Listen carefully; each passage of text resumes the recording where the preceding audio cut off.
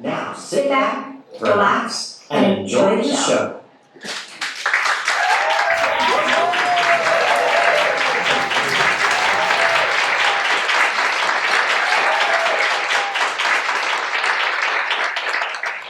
We are a village. Every day, each one of us does large and small things that support each other. Generous acts of patience, kindness, forgiveness. We're a village, always working to try and keep this thing working. Is anybody here a parent? Yeah. It's great, right? Does anybody here regret being a parent? Sometimes. No one's going to call Child Protective Services. Or have the Baker Act. If you're not from Florida, the Baker Act says that you can involuntarily institutionalize a person for being a threat to themselves or others. Being a threat to yourself or your kid. Yeah, that is essentially what parenting is. We've always joked about that line. God will only give you what you can handle. So he was really nice to us. He gave us Clark Levi!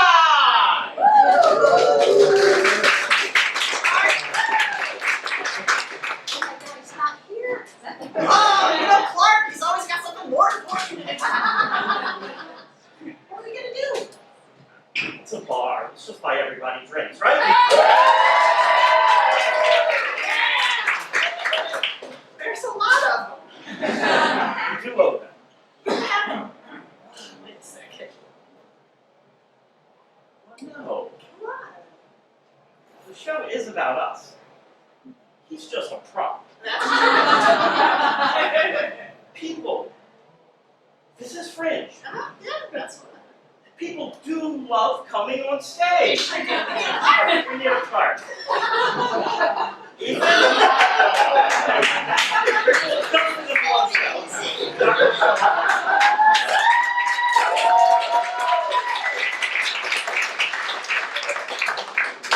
Clark was such an obedient child. He always did what he was told. In fact, it was more like he just always knew what was expected of him. What's he doing? He's a horrible Clark. Yeah, it's not what I expected. Just have a seat.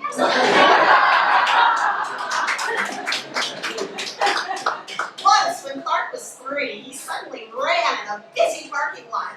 Alan and I both screamed, and then Alan grabbed him and Clark burst into tears. And from that day on, he took our hand in every parking lot and crossing every street until middle school. Like 5th grade. That kid. Yeah. And not materialistic. He wasn't one of those kids you'd see in the stores always begging their parents to buy them something. Gosh, sometimes I just try to talk him into some stupid little thing so I could buy it and feel like I was making him happy. Every Christmas we asked him what he wanted, and he always said the same thing. I'm okay. So we forced him to make a list. And it was like a board game, some books. Except he's 7 years old. Yeah. This is what he asked for. Yes. I don't even know how that thing works. And he never complained. He wasn't the kid that griped about homework or bedtime. He chose what he wanted to read, what he wanted to watch on TV. You know, it was all very reasonable. One summer we sent him to an art camp. He seemed fine. So the next summer we planned to re-enroll him. And this is 1 year later, he says to us, I did not enjoy that camp. No thanks. Good thing. Well, God will only give you what you can handle. Every Halloween for 6 years, we had over 450 visitors to the haunted house that we constructed in our backyard. It had 5 rooms and 75 feet of scary tunnel. We also had about 20 scare actors. Those were Clark's Boone High School thespian friends. One rule, you were not allowed to touch anyone. But other than that, you had full permission to scare the crap out of anyone any way you could. It remains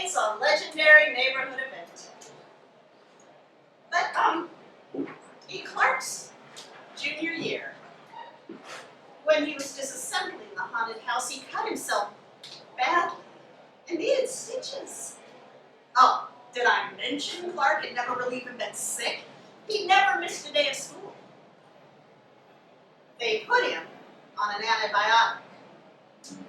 Clark had never taken any medications. He said he felt a little nauseous, he got a headache, and he was a little off balance. Ah, but those were the side effects of the antibiotic, we told him. Not complaining. Maybe we should ask more questions. Yeah. I was so sure it was the antibiotic. Yeah. And Alan double-checked with WebMD. Yeah. I'm an idiot. And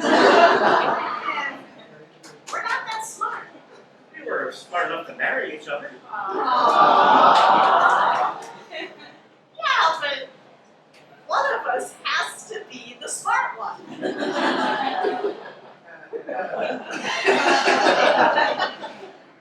Has anyone here ever been married?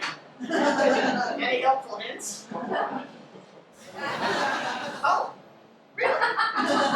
Yeah, honey, it'd be great if you could fully close the container before putting it back in the refrigerator. Well, Sugar Plum, it would really be great if you would remember to take the reusable bags when you go shopping. Babe, it'd be great if you learned how your phone worked. Tired of being your IT guy. Well, Pumpkin, it would really be great if you would learn to dry your hands on the hand towel and not the dish towel. What's the difference? Oh, Pumpkin, it's not complicated. One is for hands and one is for dishes. It's the same dirt. It's because you don't know which is which, huh? Because Oh, it wait. doesn't matter, and I do know. No, you don't, because you tell me then which is the hand towel, which is the I dish know which towel. one it is. I'm self-employed.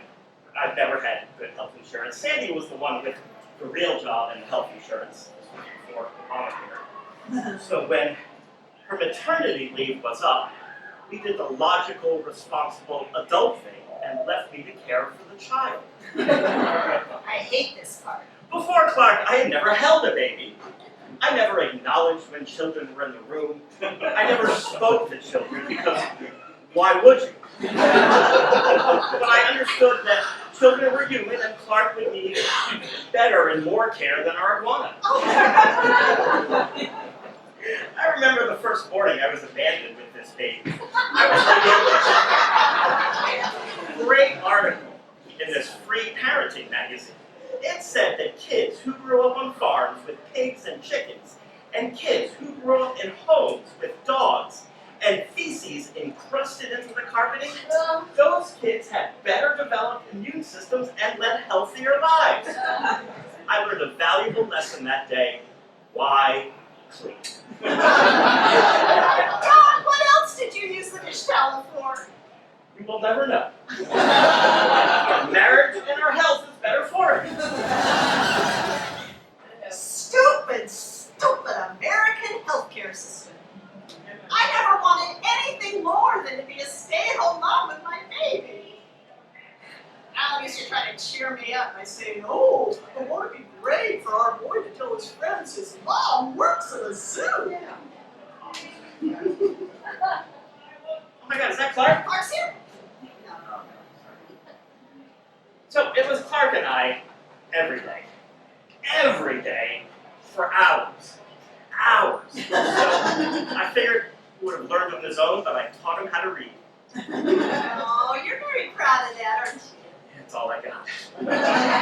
Clark loved reading. In museums, he would read the text and the paintings out loud at like 3.5. Everybody thought it was so adorable. Except he never stopped reading every bit of text next to every painting in every museum.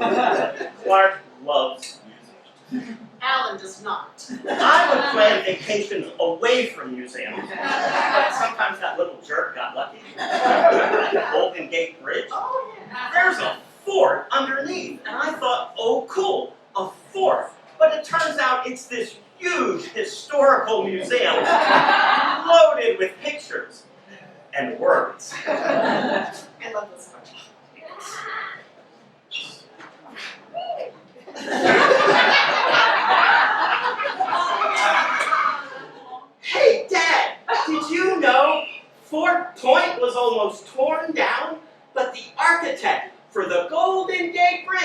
built an extra arch just to protect the fort.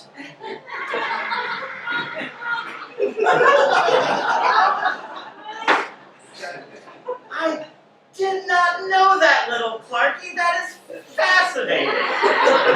Jerk. Oh, they were such lucky parents. Although I did have 2 miscarriages before Clark was born. The second one was in the second trimester. You know, when you've reached that point where they say, oh, if you've made it this far, you're out of the woods. I lost that pregnancy at home all alone. Alan was off in the middle of the ocean somewhere getting his scuba certification. I was on the phone crying to my mom 3,000 miles away the whole day. And then, after that, I couldn't get pregnant again. I really thought it had been our last chance. But then, my wonderful doctor discovered that I had developed Hostile mucus. Hostile mucus. Yes, my cervical mucus was hostile to your sperm and it killed it. I have an important announcement. I have healthy sperm.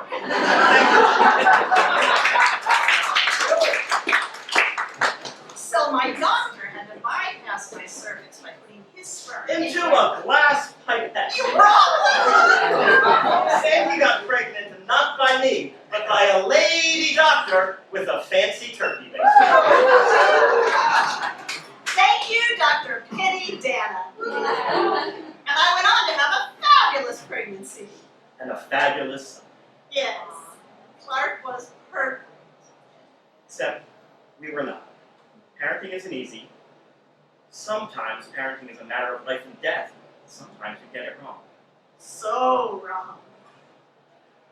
After Clark got the stitches in his hand from the Halloween accident, he comes home from school one day and he's walking sideways, like this. And when he's talking to us, he's looking at us through the sides of his eyes.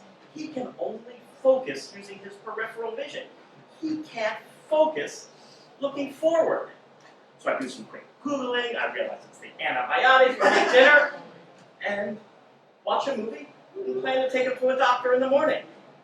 God, why did we wait overnight? We didn't know. We just got lucky.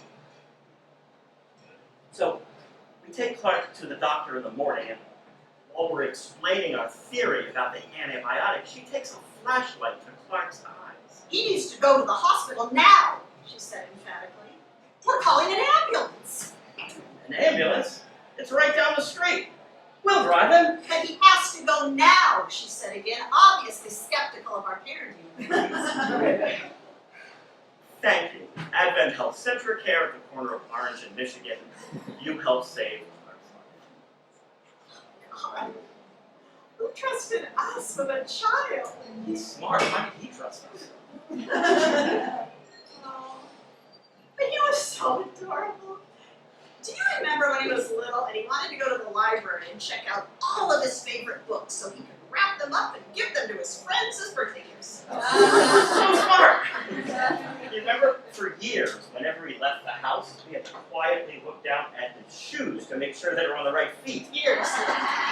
And once he announced he was going to be an artist because he had heard that one painting could sell for millions. That's just. Is that? Why do we keep these things? Yeah, why don't you take that? It's worthless. What? Well, it's not worthless.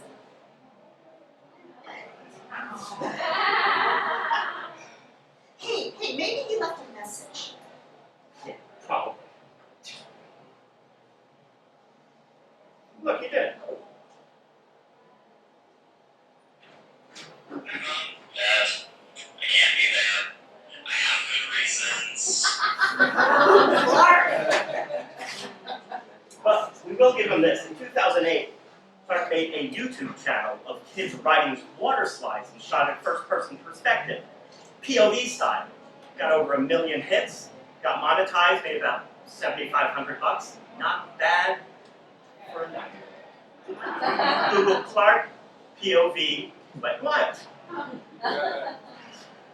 So we drive Clark to the ER, and we go in, we tell the receptionist what's up. And she doesn't hand us a pile of papers and tell us to go sit in those chairs over there and wait for hours like you all know we do in the ER. She immediately escorts us into another room where two more people look into Clark's eyes with a flashlight while a wheelchair is rolled in and he's pushed into a room with a hospital bed. Yeah, and then they start questioning us. Was he hit in the head? No. Is he allergic to any medication? No. Has he had any recent surgeries? No. But he's on an antibiotic. And suddenly Clark is surrounded by hospital staff, and they say they're giving him steroids to take down the swelling in his brain. His brain is swelling from the antibiotic? But first they say they need to put him in an ambulance and take him to the hospital. Isn't this a hospital? The pediatric hospital, they say. Yeah. So Clark's a kid, obviously, and has to go across the street to the Arnold Palmer Hospital for Children. We drove Clark to the wrong hospital. But an ambulance is across the street. We'll drive it. I'm sure they thought we'd get lost. Thank you, ORMC ER staff, for your quick and professional work. Those nameless, beautiful souls just doing their job, they deserve all the good this world has to offer.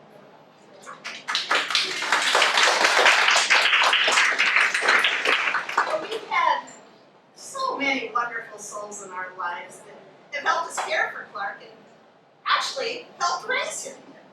Some are his peers. Clark is 4 years old and in pre-K. And my cousins from Paris are visiting. So the pre-K teacher says, let's introduce them to the class. Then asks the class, does anyone here speak French? And a little girl in the front row enthusiastically raises her hands and announces that she speaks French. But then just begins to babble nonsense with this mischievous grin. That little girl became Clark's best friend and continued to fill our lives with babble and joy and many times good advice for our son. Thank you, Rose, for helping to raise him.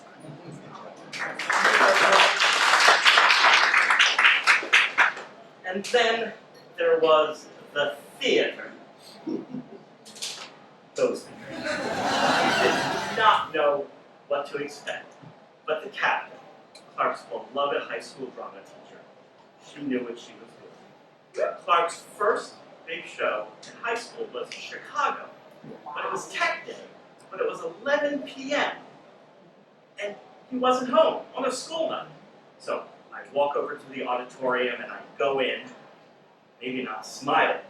And the captain says, Alan, is everything okay? And I look up on stage and I see kids singing and dancing, and everywhere there's people working diligently and smiling. And I say, yes, Captain, everything's okay. And when the curtain went up that weekend, Sandy and I were grateful that Clark had found a wise and a kind teacher, and that he had found his people.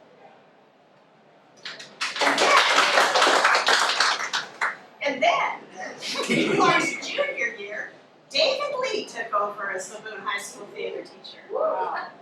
David is phenomenally smart and talented. Clark's Aunt Sue flew out from California to see him in his first high school production. She was stunned and so happy for him being able to live his life out and proud in high school. Because you see, in her day, she never felt she could do that herself. And in Clark's senior year, Nadine Love took over the Boone High Drama Department and told Clark he could be the first student to ever pick, produce, and direct the freshman and sophomore class show. And do you know the show Clark picked?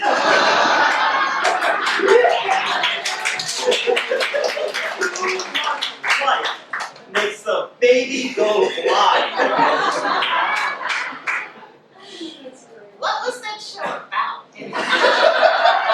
No one knows. And Clark's summers were filled with more wonderful theatrical experience at Orlando Shakes with Monica Longnight.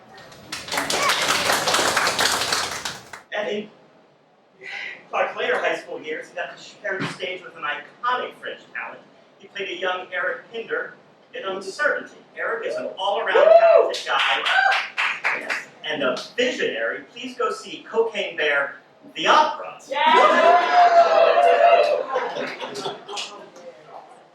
And a very special thank you to Clark's mentor, Beth Marshall. Yeah. Beth is a wise and wonderful soul who always seems to know just what to do and then does it in the most inclusive way possible. Thank you, Beth, for helping to raise Clark.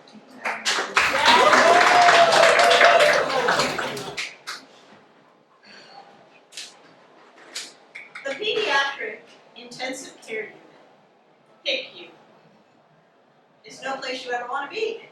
Ever. Never. They called in an oncologist and a neurologist because Clark's brain could have a tumor or an aneurysm that could burst at any moment. The tests begin. They knew where it was, here, the cerebellum, but they didn't know what it was. So they had to be sure. So they did an MRI of Clark's brain and his entire spine. The kid's MRI machine has a television. Clark was able to watch all of Toy Story and all of Toy Story 2 and almost all of Toy Story 3. It was over 5 hours in the MRI. Wow. Alan had got home to take care of our pets and bring back whatever it was we needed to live at the hospital. So I just sat outside the MRI room and I could not stop shaking. He brought me a blanket and then a second one, but the blankets didn't help. And when the tests were over, they still couldn't tell us what was growing in Clark's brain. They couldn't schedule a surgery until the swelling went down, so it was more steroids and more tests while we waited and waited for days. They weren't even scheduling the surgery. But every day, the oncologist would visit, and the neurosurgeon would visit. And then a physical therapist came and told us there was a really good chance that Clark would have to relearn how to walk and talk. And then another woman came and introduced herself to us just to prepare us for another woman who would visit to talk to us about organ donation. And you can imagine what goes through your mind when someone in a kind and sincere voice, someone who's just doing their job, tells you that your child might die and would you consider harvesting his organ.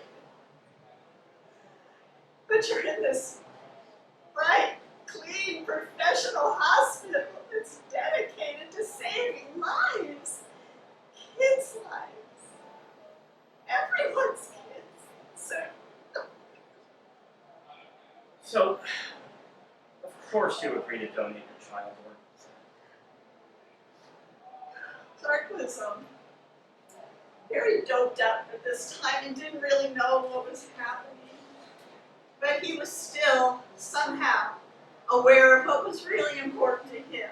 That was that he'd be done with this inconvenience and out in time to attend District 5 Thespian Festival with his Moon High School Truge 1 month later. Well, it didn't even seem like it would be slightly possible. I know the nurses and doctors didn't think so because Clark asked one once, and though he kind of stumbled over an answer, I saw him like this. I then made it my mission to tell every nurse and every doctor before they walked in that room they were never to imply he would not be able to attend. I knew that a no, or probably not, would have crushed him. PICU is a place of quiet nightmares. It's just 5 rooms and a nurse's station, and it's hushed tones all the time. There's no idle chatter. There's no chance of ever hearing maybe distant laughter. It's secure, locked down tight. Everyone who comes in, does their job, and leaves immediately. And the only sounds you hear all day and all night are the beeps and an occasional alarm, which is quickly attended to. But on day 4, a woman screams, and she's gasping for air, and then she begins to cry. It's minutes of inconsolable pain. You don't leave your room, you try and send whatever anonymous peace and love this person needs now and will need for the rest of their life. And you hope they would do the same for you.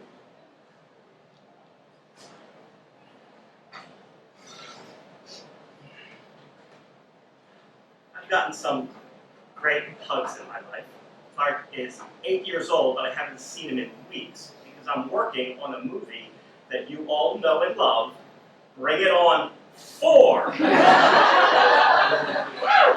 In it to win it. Yes, I got my dream job as a location scout manager for TV shows and movies, and I hate it. And I especially hated shooting nights for weeks. But one morning we wrapped just as the sun is coming up, and I realized if I get home now, I can see Clark before he goes to school. So I rush home, and I'm sitting on the couch, and I hear Clark in his room wake up, and he comes out, and he sees me, and he smiles, and runs towards me, and throws himself on me, and holds me tight for a very long time. It's during that hug that I promised myself I will only work on TV commercials and never on shows or movies again.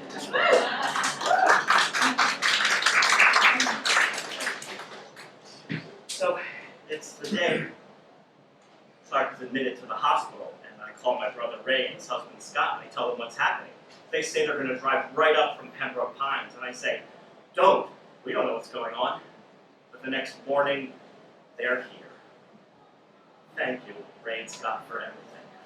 Find a family, hold them tight. It's a precious thing in certain times. I was actually scheduled to start a new job that very week at the Orange County Regional History Center. So of course I called and I said, I'm very sorry, I won't be able to start. You see, my son needs to have brain surgery. Rose, Clark's best friend, the French girl from pre-K, she comes to pick you with this bear for Clark, and then despite all the tubes and the wires and the machines surrounding him, she crawls into bed with him and holds him tight and tells him everything's going to be okay. Rose named the bear Casserole because, as she explained, she didn't think bringing an actual casserole would have been allowed in here. Oh, that made us smile. That bear still makes us smile. And then came Clark's Boone High drama friends. They were all told they were not allowed to visit. Some of them just did not understand that at all, and others said they didn't care, they were going to come anyway. The nurses stopped no one. God bless them. Thank you, picky nurses, and thank you, Clark's friends. You were able to lighten his spirits in a way his parents couldn't.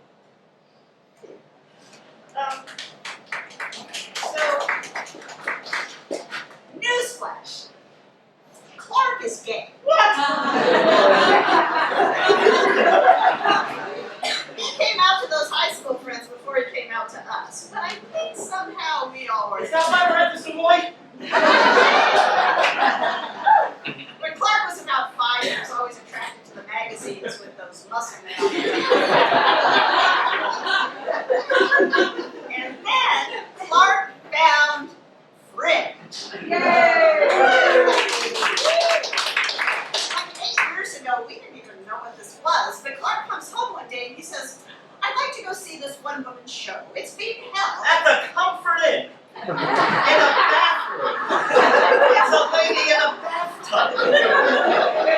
So my husband says, without hesitation, I need to chaperone. you think I'm stupid? No. What was that show anyway? I think under the bubbles, she was really naked. Really? Sure. So we went on to see all of the fringe shows that Clark became involved in. That was Uncertainty, My Pal Betty, Leviticus, Adele Horror Story, Carmilla, oh, and so many other shows. We just never expected the inspiration. And the goodwill and the warmth of the fringe community. Yeah. It actually led us down a new path, and I returned to my old theater roots and did my own fringe show.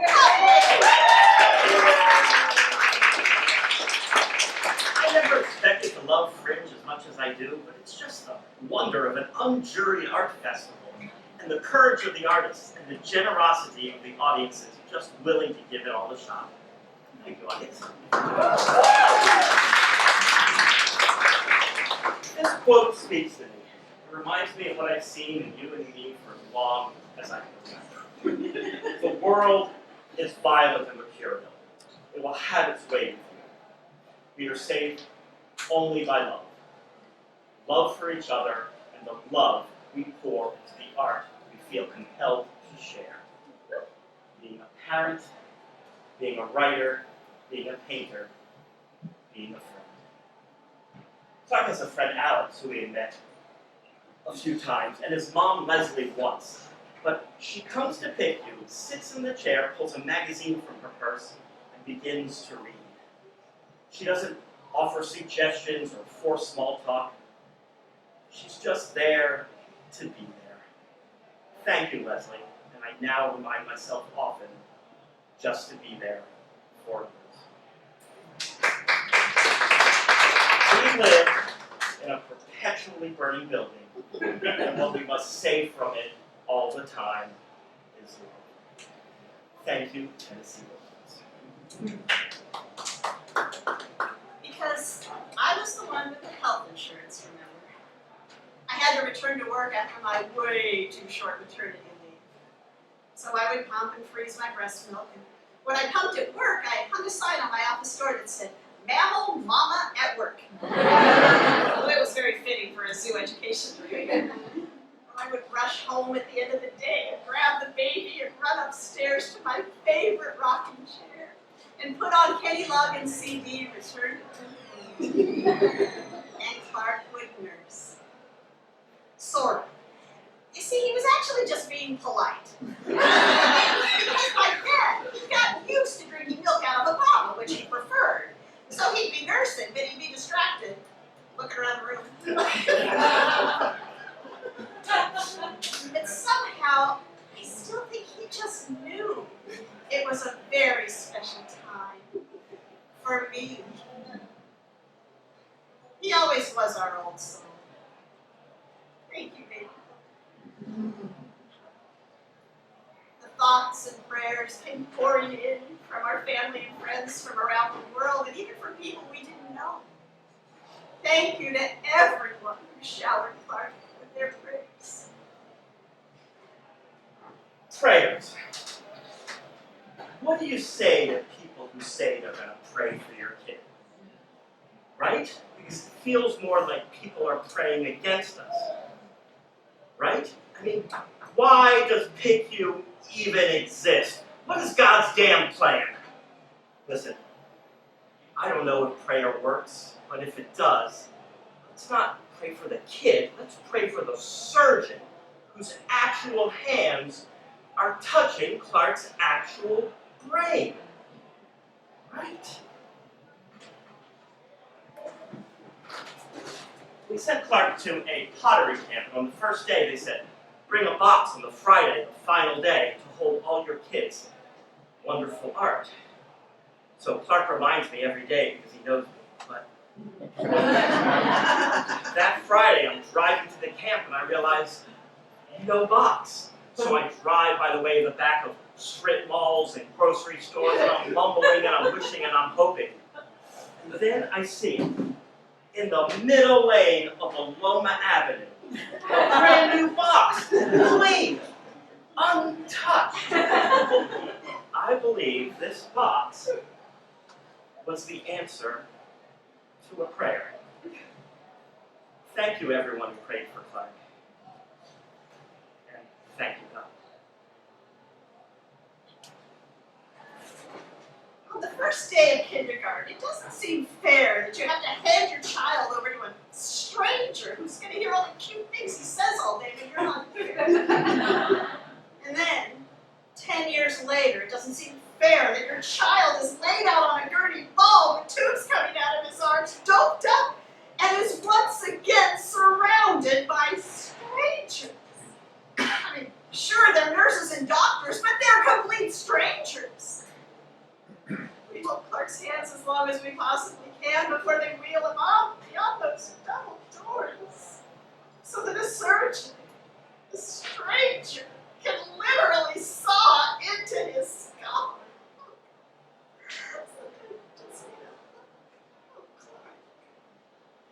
A parent should never outlive their child. You can't imagine. You don't imagine. Shut that down, and replace it with visions of a future and happy Clark, or, I don't care, an angry and miserable Clark. Just bring my child back alive. Beyond those double doors, we have no idea what's happening. The doctor said it would take 10, 11, even 12 hours. I mean, what? What could they possibly be doing that's gonna take 12 hours? Oh, they say they'll call every hour. Oh my God, they know what they're doing, right? We don't know those people. I mean, they're professionals. I'm sure they've done this before. This could be their first time. What? How do we know? Google reviews? How many stars does our surgeon even have? I can't even pronounce our surgeon's name! This is madness! What are we gonna do? We're gonna home surgery this kid.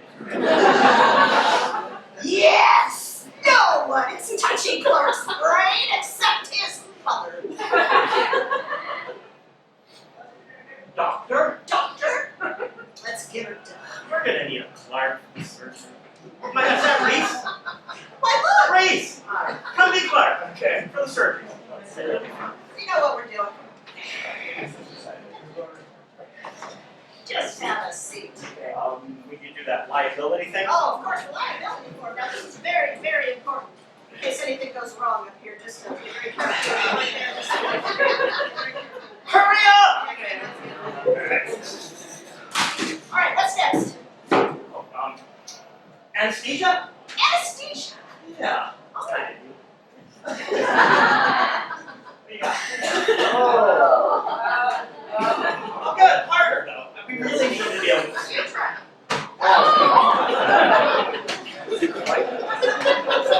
All right, knee down. Okay, great. What's next? Google DIY home surgery. Oh, smart. Oh my God, there is one. Look. Oh, but look, the key to any at-home surgery is good hygiene. Yes. This is the part of Grey's Anatomy where they talk about who's sleeping with who. Or sometimes a tidbit about the patient that makes the struggle all that more dramatic. We must save this child, or he will never direct. Too much light makes the baby go blind. The world must not suffer. All right, let's get her done. What's next? He needs to be bald. Oh, yes, right. I got I got some shaving cream and a razor right there. Excellent. Let's see what else I got in here. What's this? Oh, wait. Look. The magic of theater. We don't have to shave it, so we can use this. Hey, that's the wrong towel! In the middle of brain surgery, really? Yeah, you're right. All right. You really have to be bald. Here you go. Okay. That's good. Just cover that and make it look bald. Ah! You don't even know what you're doing! You don't know what you're doing! I know! So where's the cerebellum? Oh, that I do know. It's right back here. You know what? I've got a Sharpie. We'll just make a circle of it.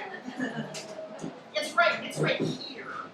Oh, no, it's right here. No, that's not it. That's not it at all. It's back here. No. All right, well, whatever. What's next? Suction? Suction.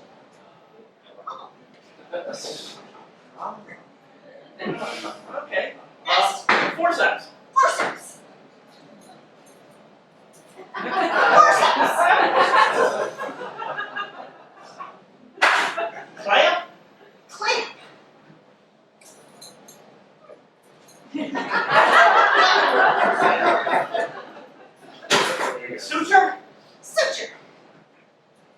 This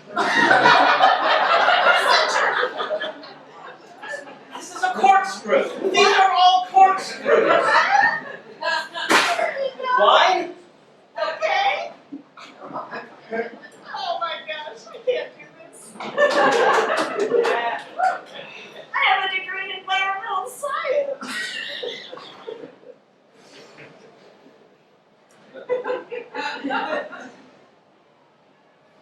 I have 2 degrees. TV production and film production. Oh, this is crazy, man. We gotta shut this down. We need real help. Thank you, Clark. You did a great job. Yeah.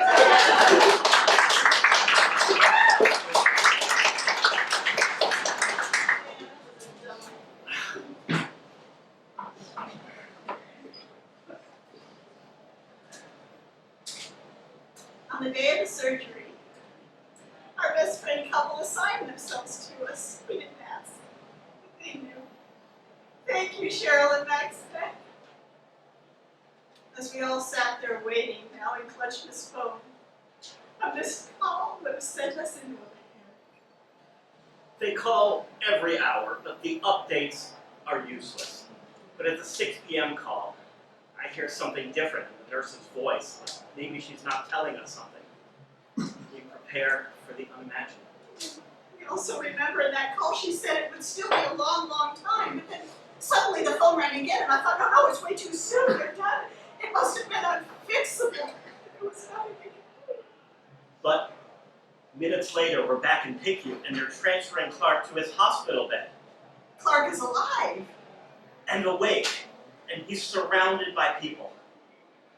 The crowd parts for us, but they're focused on the patient. Is he in pain? Was it cancer? What was growing in his brain? The surgeon stands next to Clark and asks him to blink. Clark blinks. The surgeon asks Clark to move a toe. Clark moves his toe. Everyone's smiling. The surgeon asks Clark to move a finger. Clark moves his finger. The room busts into cheering. Loud cheering in pain. From gorgeous, perfect, wonderful school. The diagnosis was congenital cavernous malformation. A cluster of blood vessels burst in Clark's brain when he was born and scarred over. But as he grew, it continued to burst and scar over until the mass became so large it affected his motor skills and his vision. Wait, that's not what I remember. It was a cluster of blood vessels he was born with, but they didn't grow when he grew, and then they burst, and that's what caused all this. Isn't that what he said? That's not what I remember, We were so stressed. but it doesn't matter. No, because we trusted the professionals, and we're not brain surgeons. I never wanted to relive any of this until now. I took no pictures, but Sandy took a few pictures, and this is one of the greatest of Clark ever. Clark needed 0 physical therapy. We were able to take him home 4 days later, and when we did,